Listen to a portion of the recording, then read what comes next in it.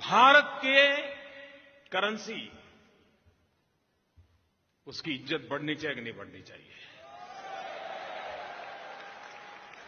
विश्व भारत की करेंसी को भी उतना ही सम्मान दे या हम चाहते कि नहीं चाहते? ये रुपये की इज्जत का कमाल है। देश का दुर्भाग्य है कि दिल्ली के शासकों को न देश की रक्षा की चिंता है, न रुपये की कीमत की चिंता है। उन्हें अगर चिंता है तो कुर्सी बचाने के कार्यक्रमों की चिंता है। कुर्सी बचाने के तौर तरीके क्या हो, उसी में वो डूबे हुए हैं। नमस्कार दोस्तों, इस वक्त की बड़ी ब्रेकिंग न्यूज, डॉलर के मुकाबले रुपए में आई है रिकॉर्ड गिरावट। और इस वक्त जब मैं ये कार्यक्रम रिकॉर्ड कर रहा हूं, यानी कि करीब 9:45 पर डॉलर के मुकाबले रुपए की कीमत है 81 रुपए 14 पैसे। 81 रुपए 14 पैसे दोस्तों तमाम रिकॉर्ड तोड़ चुका है, तमाम रिकॉर्ड। क्योंकि रिकॉर्ड तो उसी वक्त टूट गया था जब हमने 80 के लेवल को पार किया, मगर इस वक्त जब मैं आपसे बात कर रहा हूं 81 रुपए 14 पैसे, बहुत बड़ी बात है दोस्तों। और मैं दावे के साथ कह सकता हूं कि कोई भी न्यूज चैनल इस पर डिबेट नहीं करने वाला है। डिबेट इसलिए नहीं करने वाला है दोस्तों क्योंकि जैसे ही आप इस मुद्दे पर डिबेट करेंगे तो प्रधानमंत्री नरेंद्र मोदी के पुराने बयानात जो हैं वो देश की जनता को फिर से दिखलाने पड़ेंगे। प्रधानमंत्री नरेंद्र मोदी को उनका यह पालतू मीडिया आखिर कैसे शर्मसार कर सकता है? याद कीजिए, जब वो गुजरात के मुख्यमंत्री हुआ करते थे तब उन्होंने कहा था कि रुपया ऐसे ही नहीं गिरता है। किस तरह से उन्होंने सरकार पर सवाल उठाए थे, सुनिए। ये ऐसे नहीं होता मित्रों, मैं शासन में बैठा हूं, मुझे मालूम है इस प्रकार से रुपया इतनी तेजी से गिर नहीं सकता।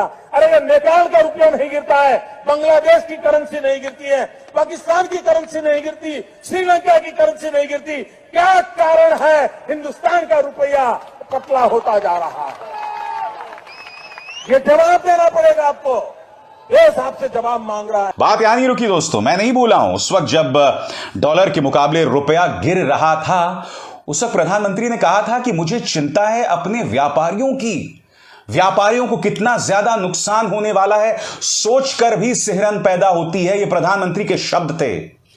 प्रधानमंत्री, उन व्यापारियों को लेकर आपकी चिंता कहां गई? अब तो 81 रुपए 14 पैसे। सुनिए प्रधानमंत्री ने क्या कहा था दोस्तों।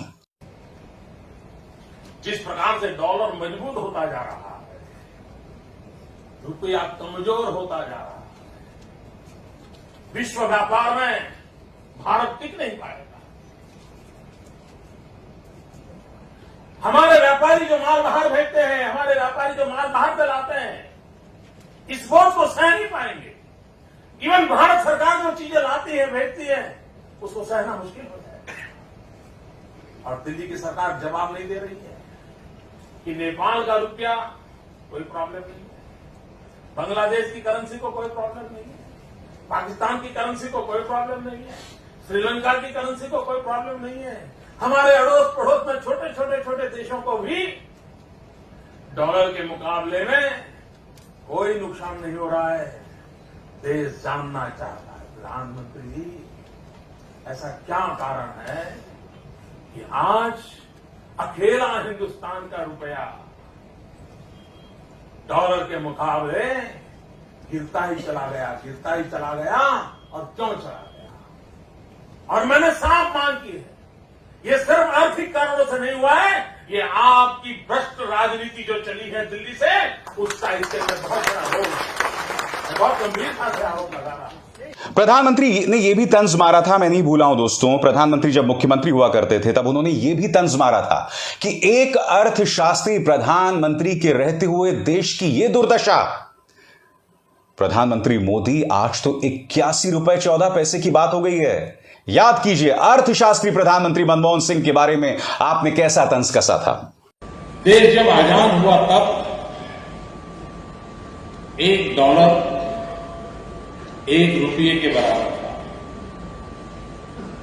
₹1 में $1 बिकता था। जब अटल जी की सरकार थी, अटल जी जब पहली बार सरकार बनाई तब तक मामला पहुंच गया था 42 रुपीस तक। और अटल जी ने जब छोड़ा तब 44 पर पहुंचा था, 4% में फर्क आया था। लेकिन इस सरकार ने और अर्थशास्त्री प्रधानमंत्री के कालखंड में ये 60 रुपये पर पहुंच गया है। और प्रधानमंत्री, आपके उस बयान को कौन भूल सकता है कि जिस तेजी से रुपया जो है गिर रहा है डॉलर के मुकाबले, कभी कभी ये तय कर पाना मुश्किल हो जाता है कि ज्यादा तेजी से कौन गिर रहा है, ये सरकार या रुपया। याद कीजिए मोदी जी, आपने क्या कहा था। रुपये की कीमत जिस तेजी से गिर रही है, और कभी कभी तो लगता है कि दिल्ली सरकार और रुपये के बीच में कंपटीशन चल रहा है।